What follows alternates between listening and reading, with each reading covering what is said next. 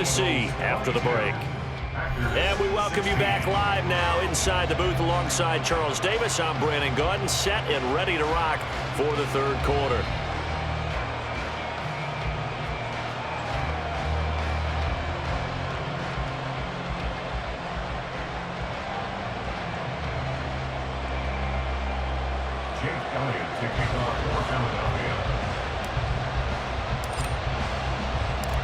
The Packers set to get the football first, and they are trailing on the scoreboard as we resume action, ready for the third quarter.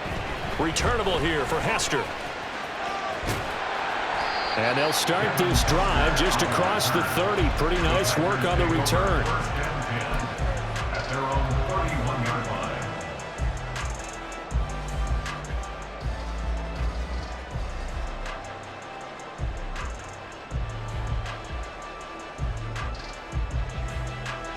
The Packer offense ready to get their next drive underway.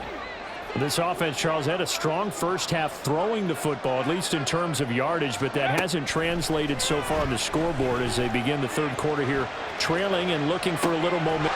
And for the fourth time tonight, it's an interception. Well, they have possession, and they have it at the 38-yard line. But that one is going to sting. First play of the third quarter and a turnover. And you have to know that at halftime, they spent a lot of time going through their checklist of what they wanted to accomplish to start this third quarter. Turning it over like this was not on that list. Not at all. And you come out of the locker room trailing, so that first drive to establish momentum is very key. Crucial. There he goes again. And did he get in? No. Down at the 1-yard line. A big pickup of 38. So this play, until recently, only something you'd probably expect to see in a college game, but running quarterbacks are certainly in vogue, and this turned into a big play. And you and I both know that for a long time, coaches worried about their quarterbacks taking too much punishment, running plays like this, and they still worry about it. But when you can break up big chunks of yardage like that, it's worth the risk. Plus, you're coaching that quarterback to see those guys coming and get down before the big hit occurs. No gain on the play. Leads to second and goal. 63, 6 Delta.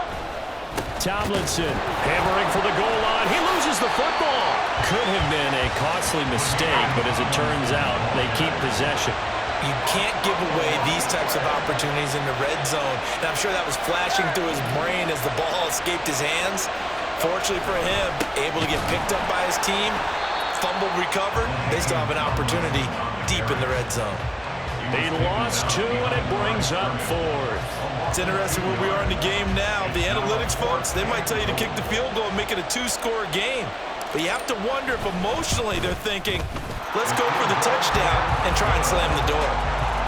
Whatever was said in the locker room during the break must have worked. They forced the turnover. They didn't get the touchdown, Charles, but it does translate into 3 points to begin the second half. Exactly as they discussed in the locker room at halftime. Get some points to get things kick-started. Now start your half off with some momentum. Gives you something to build on for your next possession. And that decision to bring it out ends up not being a good one. Costs him about 5 yards as he's tackled at the 20. Take over first and 10 at their own 20-yard line.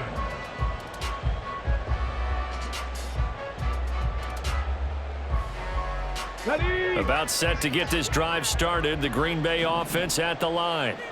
And the points, they have come fast and furious in this quarter. You really don't want to be on the defensive side of the ball right now, do you? Because you're either thinking, my replacement may get an opportunity. Your head better be on a swivel. Totally. Or maybe I just need to get out of the game for a while because I just can't slow these guys down. They've got to figure out a way to disrupt these offenses. And typically, one guy makes a big play, and that can help change things. They'll be looking for disruption on both sides right now. Off the play fake, here's Dobbs. That is caught. It's Calvin Johnson. And he'll get this one way up just shy of the 45-yard line. That one covers 24 yards. It's a first down. First and 10 at the 44-yard line. To throw is Dobbs. He's going to wind up and air it out. It's caught inside the 25. And he's brought down after a very nice gain. Big gains in succession. Last one was over 20. This one over 30. On 1st and 10, here's Pacheco. And he'll get it down inside the 20 to the 18-yard line. 7 yards on the pickup there, and it'll leave him with a 2nd and 3. 7-yard pickup. Brings up 2nd and 3. Out of the gun, Dobbs. Looking end zone, but it's incomplete. As a corner, you have to be able to run with guys step for step downfield in man coverage and make up ground quickly in zone. You have to put yourself in position to make plays, just like that one we saw there. And boy, he is very close to a first down, but from where they're spotting that football, he's going to be a foot or so short. Partner, when you're not able to run the ball successfully, it really messes everything up for an offense because no longer are you setting the tone and dictating the game. If you do want to throw the ball, play action's kind of gone out the window because they don't respect the run.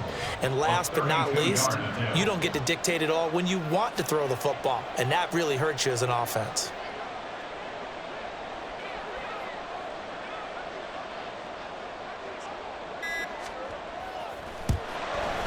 The kick by Elliott is good, and that'll move him back within 6 now. So 3 points, maybe not a grand prize at this stage, but it does get him back within 1 score. It certainly does because now they stay within shouting distance, so that means everyone on your sideline stays engaged in this game. They know they still have a shot.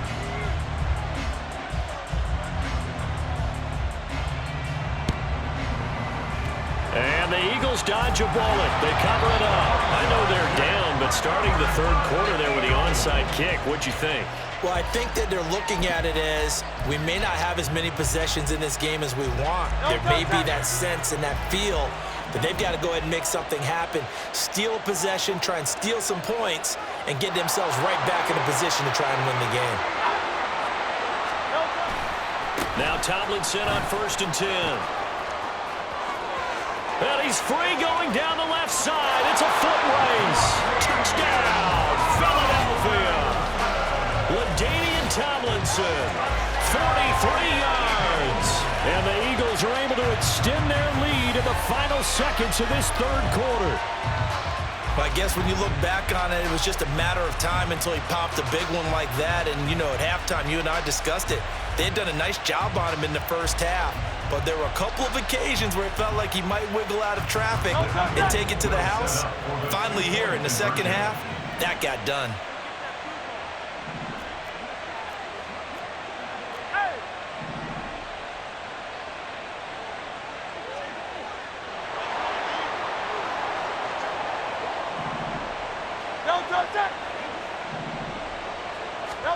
They'll try and throw for it.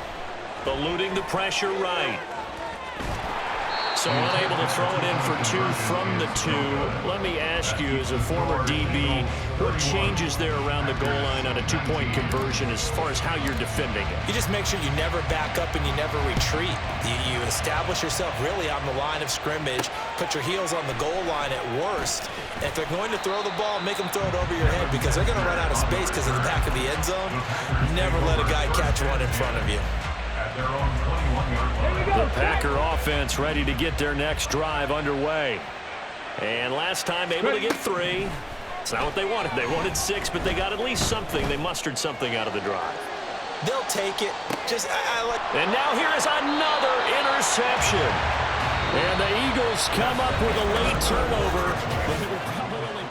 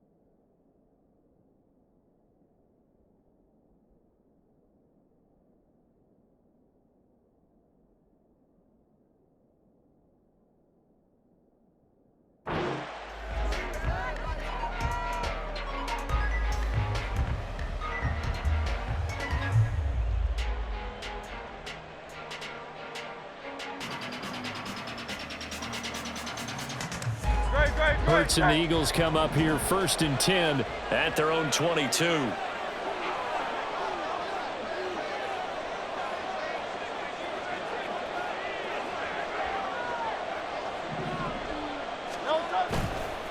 They'll start this drive out on the ground. And now off to the races down the right side.